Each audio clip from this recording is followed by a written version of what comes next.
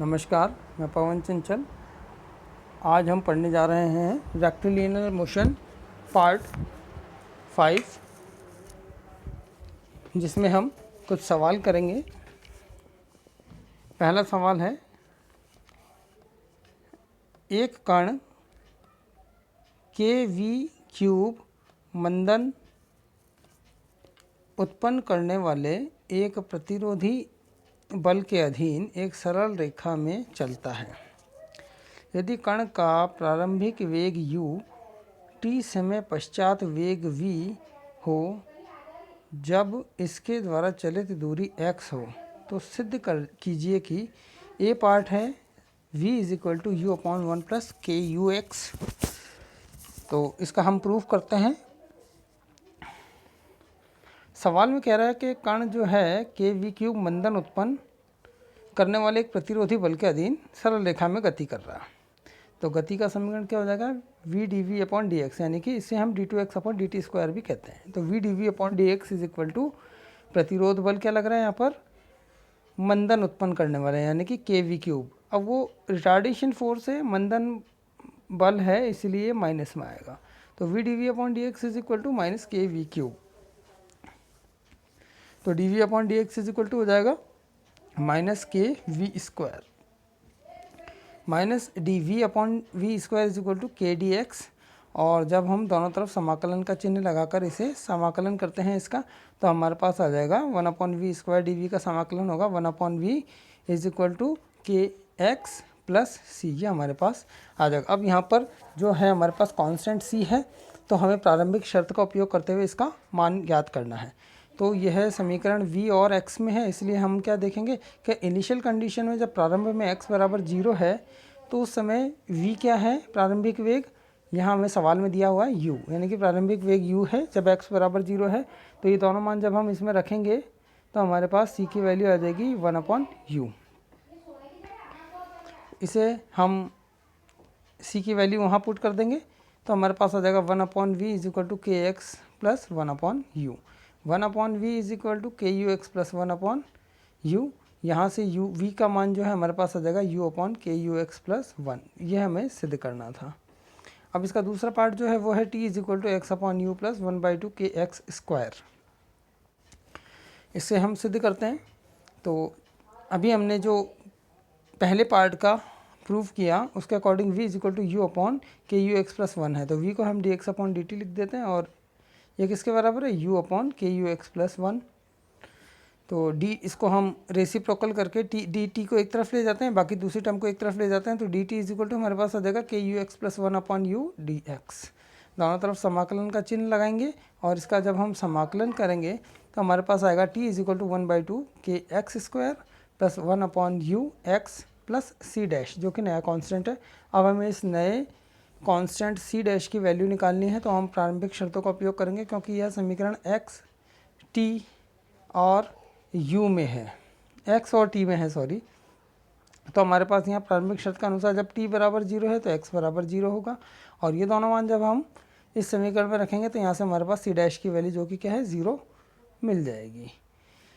तो c dash का मान इसमें हम जैसे ही रखेंगे तो हमारे पास क्या आ जाएगा, t = 1/2 kx² + x/u। ये हमें सिद्ध करना था। अब हम देखते हैं अगला सवाल। यदि कोई कण u वेग से एक चिकने क्षैतिज समतल पर ऐसे माध्यम में फेंका जाता है जिसका प्रतिरोध इकाई संहति के लिए वेग का k गुना हो, तो सिद्ध कीजिए t समय पश्चात कण का जो वेग है वो ये होगा और उस समय चलित दूरी जो s है वो ये होगी। ये हमें सिद्ध करना। तो कण क्या है, u वेग से फेंका जा रहा है। यहाँ हमें चलित दूरी s दी हुई है, ठीक है ना। तो सवाल में कण u वेग से चिकने क्षैतिज समतल पर एक माध्यम में फेंका जा रहा है जिसका कि प्रतिरोध इकाई संहति के लिए वेग का k गुना है। तो चलिए हम इसको प्रूफ करते हैं। तो यहाँ गति का समीकरण जो है वो हमारे पास क्या हो जाएगा, d2s/dt², क्योंकि दूरी s है यहाँ पर, इसलिए d2s/dt² = यहाँ पर प्रतिरोध बल क्या लग रहा है, kv। यहाँ लिखा हुआ है प्रतिरोध बल वेग का k गुना है, लेकिन ये प्रतिरोध बल चूंकि गति के अपोजिट डायरेक्शन में कण की गति के लगता है विपरीत दिशा में, इसलिए क्या आएगा माइनस के वी। तो ये किसके बराबर हो गया माइनस के, और v हमारे पास क्या है ds/dt, क्योंकि दूरी हमारे पास s है। इसे हम एक तरफ ले जाएंगे तो d2s/dt square is equal to d2s/dt square plus k ds/dt is equal to 0। d/dt इसको हम d कह देते हैं कैपिटल D, तो ये हो जाएगा हमारे पास g square plus K D S is equal to 0। अब ये हमारे पास एक समीकरण आ गई जिसे हमने समीकरण नंबर 1 कह दिया। तो इसकी ऑक्सिलरी इक्वेशन यानी कि सहायक समीकरण क्या हो जाएगी d प्लस के, यहाँ s को हटा देंगे हम, इसलिए इसकी सहायक समीकरण ये बन जाती है d प्लस के इज इक्वल टू 0। यहाँ से d के दो मान आ गए 0 और k। तो इस समीकरण 1 का हल क्या हो जाएगा हमारे पास s बराबर c1 e⁻0 गुणा t, क्योंकि यहाँ पहला इसका हल क्या है 0 और दूसरा क्या है माइनस के, इसलिए e⁻0 गुणा t प्लस c2 और e⁻k गुणा t। ये डिफरेंशियल इक्वेशन में हमने पढ़ा है, इसलिए इस तरह से इसका हम हल निकाल सकते हैं। तो s बराबर क्या हो गया c1 प्लस c2 e⁻kt, इसे सरल कर लिया हमने, तो ये समीकरण नंबर 2 हो गई। अब इसका हम समीकरण नंबर 2 का t के सापेक्ष अवकलन कर रहे हैं, तो क्या हो जाएगा ds/dt is equal to c2 minus का k और e⁻kt। ये समीकरण 2 और 3 हो गई हमारे पास। यहाँ अवकलन इसलिए किया क्योंकि हमें ds/dt का मान भी निकालना है, इसलिए हमने इसका समीकरण 2 का अवकलन कर लिया। अब हमारे पास s और ds/dt समीकरण 2 और 3 से प्राप्त हो गए। अब यहाँ जो है हमारे पास c1 और c2 की हमारे पास वैल्यू निकालनी है, और ये समीकरण में हमारे पास क्या क्या चीज़ें आ रही है, t आ रहा है, s आ रहा है और ds/dt आ रहा है। देखिए t है, यहाँ s है और ds/dt है। तो प्रारंभिक शर्त हम लगाएंगे। प्रारंभ में जब t बराबर 0 है तो हमें सवाल में दिया है कि वो कण u वेग से फेंका जा रहा है, इसलिए ds/dt बराबर u, और उस समय s बराबर चलित दूरी s भी क्या होगी 0। जब t बराबर 0 होगा तो s बराबर 0 है, और प्रारंभिक वेग जो है वो दिया हुआ ds/dt यानी कि u के बराबर वो दिया हुआ। तो ये जब हम मान समीकरण 2 में रखेंगे तो हमारे पास पहली शर्त के अनुसार तो क्या आ जाएगा समीकरण 2 से c1 plus c2 is equal to 0, और यही मान जब हम समीकरण 3 में रखेंगे तो हमारे पास क्या आ जाएगा समीकरण नंबर 5 से u is equal to minus c2k। ये प्रारंभिक शर्तों का हम समीकरण नंबर और 3 में रखने पर हम देखते हैं हमारे पास समीकरण नंबर 4 और 5 प्राप्त हो जाती है। अब 4 और 5 समीकरण से c1 और c2 की वैल्यू आसानी से निकाली जा सकती है, इसलिए यहाँ पर हमने c1 और c2 की वैल्यू यहाँ से 4 और 5 से समीकरण से निकाल ली।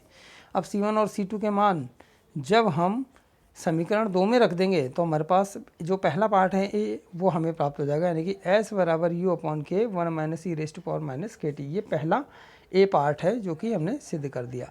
अब यही समीकरण नंबर जो है हम 3 में रख देंगे c1 और c2 के मान, तो हमारे पास देखिए ds/dt is equal to u/k और ब्रैकेट में आएगा k e⁻kt। इसे सरल करने पर ये आ जाएगा, क्योंकि ds/dt बराबर v है, वेग है, इसलिए किसके बराबर हो जाएगा v is equal to u e⁻kt।